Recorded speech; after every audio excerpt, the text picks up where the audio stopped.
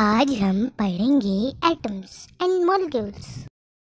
Disclaimer, इस video में आपको जो भी बताया जाएगा उसे कृपया करके आप अपने घर पे फिर से एक बार ट्राई करें।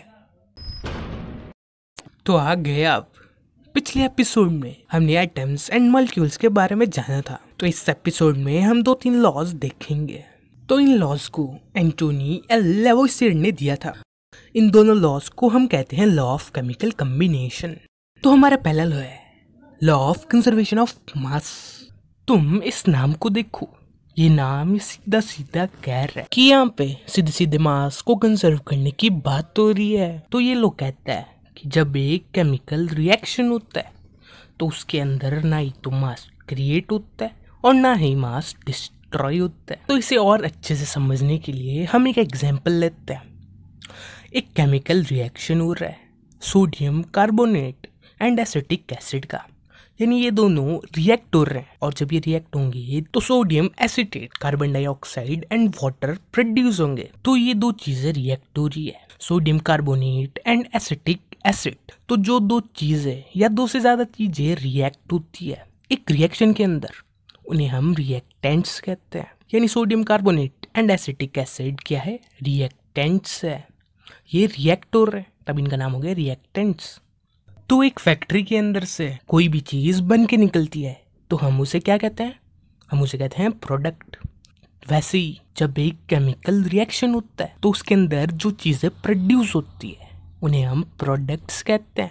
तो हमारे रिएक्शन के अंदर sodium acetate, carbon dioxide and water क्या है? प्रोडक्ट्स हैं। और हमें इन सारों का मास भी दिया हुआ है। तो सोडियम कार्बोनेट का मास है 5.3 ग्राम्स, एसिटिक एसिड का मास है 6 ग्राम एंड सोडियम एसिटेट का मास है 8.2 ग्राम और कार्बन डाइऑक्साइड का मास है 2.2 ग्राम और H2O यानी वाटर का मास है 0.9 ग्राम। तो अगर हम इन रिएक्टेंट्स का मास ऐड कर दें, यानी जो चीज़ें रिएक्ट हो रही है उनके जो मास है उनको हम ऐड कर दें, तो सोडियम कार्बोनेट का मास है 5.3 ग्राम्स एंड एसिटिक एसिड का मास है 6 ग्राम्स। इन दोनों को हम ऐड करते हैं तो हमें मिलेगा 11.3 ग्राम्स। ये हो गया जो रिएक्टेंट्स है उनका मास। और जो ये प्रोडक्ट्स है इनके मास को भी हम ऐड कर देते हैं।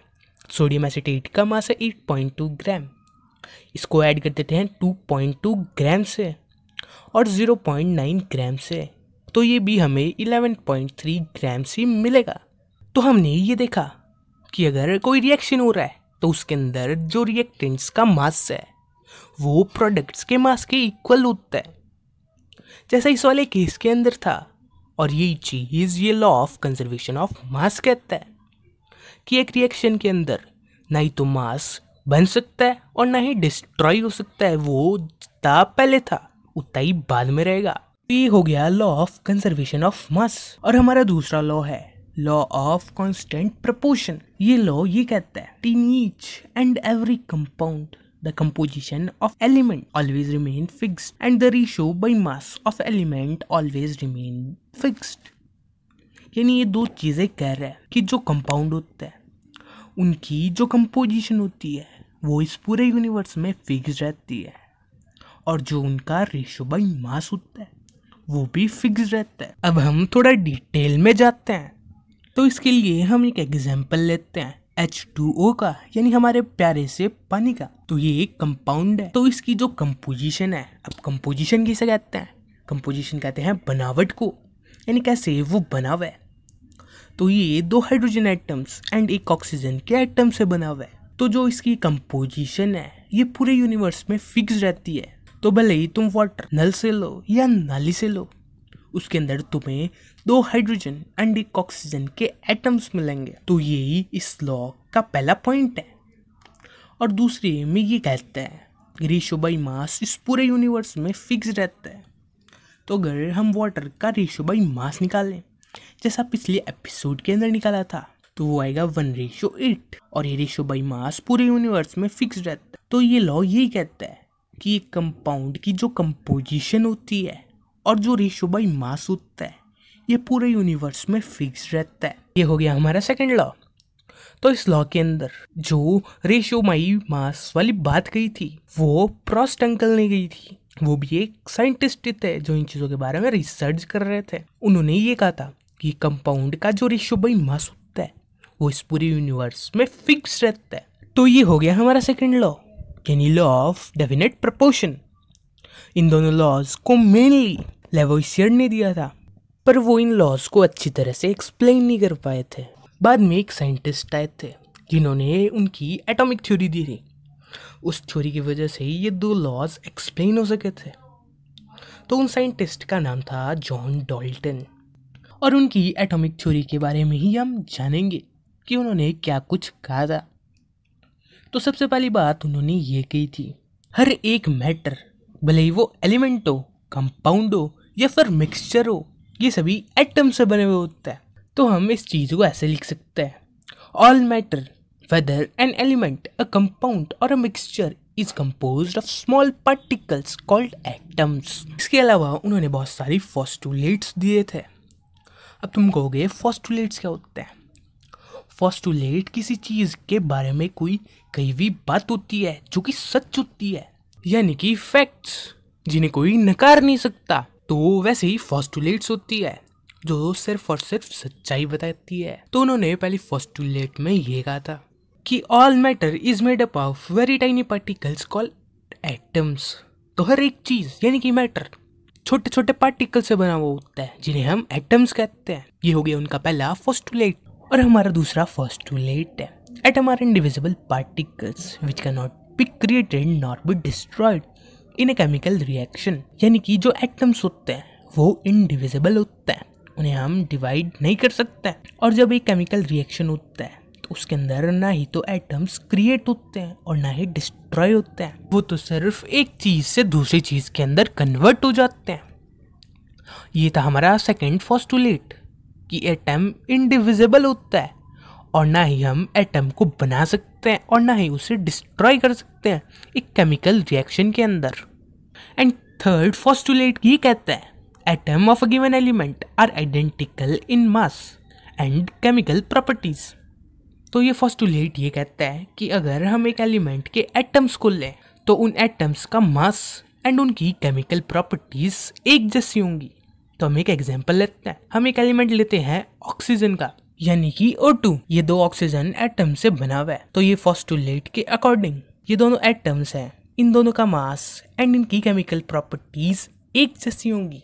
एक ऑक्सीजन एटम का मास होता है 16 AMU, तो दूसरे ऑक्सीजन एटम का मास भी 16 AMU होगा। और जैसी केमिकल प्रॉपर्टीज पहले वाले एटम की है वैसी केमिकल प्रॉपर्टीज इस दूसरे वाले एटम की ही होगी। ये कहता है तीसरा पोस्टुलेट। और हमारा फोर्थ पोस्टुलेट ये कहता है, atoms of different elements have different masses and different chemical properties. तो इस पोस्टुलेट के अकॉर्डिंग अगर हमारे पास दो एलिमेंट्स है अलग अलग तरह के, यानी हम एक हाइड्रोजन का एलिमेंट ले लेते हैं एंड एक ऑक्सीजन एलिमेंट ले लेते हैं, तो जो इनके एटम्स हैं उनका मास अलग होगा और इनकी केमिकल प्रॉपर्टीज भी अलग होगी।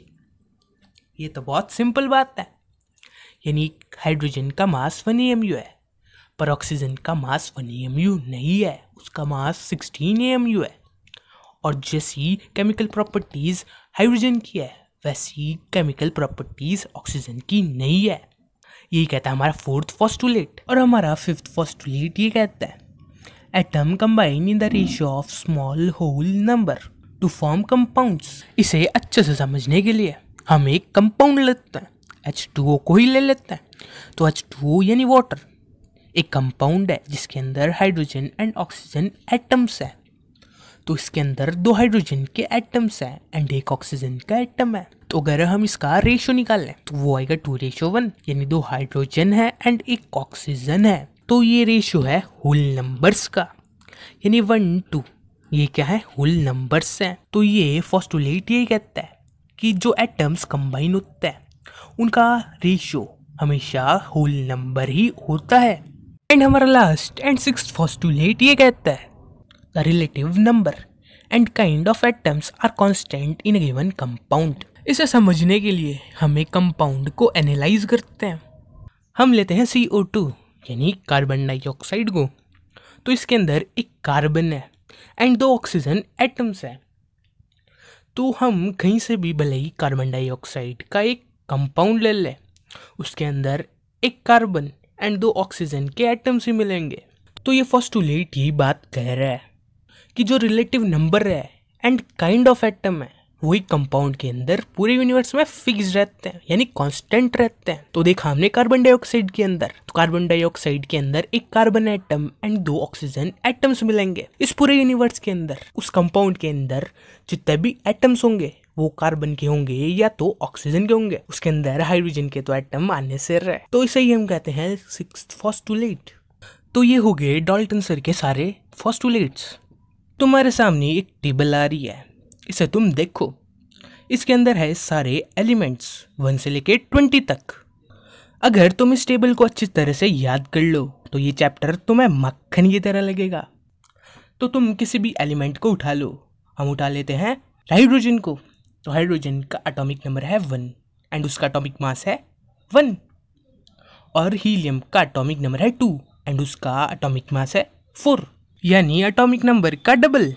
तो तुम इस टेबल के अंदर देखो, ऐसे तुम्हें बहुत सारे एलिमेंट्स मिल जाएंगे जिनका एटॉमिक मास उनके एटॉमिक नंबर का डबल है। तो तुम एक काम कर सकते हो, जिन जिन एलिमेंट्स का एटॉमिक मास उनके एटॉमिक नंबर का डबल नहीं है उनका एटॉमिक मास याद कर लो, और जो सारे बच जाएंगे उनका एटॉमिक मास उनके एटॉमिक नंबर का डबल होगा।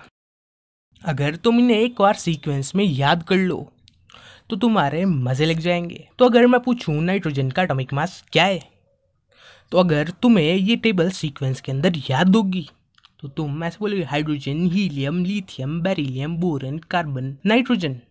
नाइट्रोजन आया है 7th नंबर पे और उसका एटॉमिक मास क्या होता है, उसका डबल।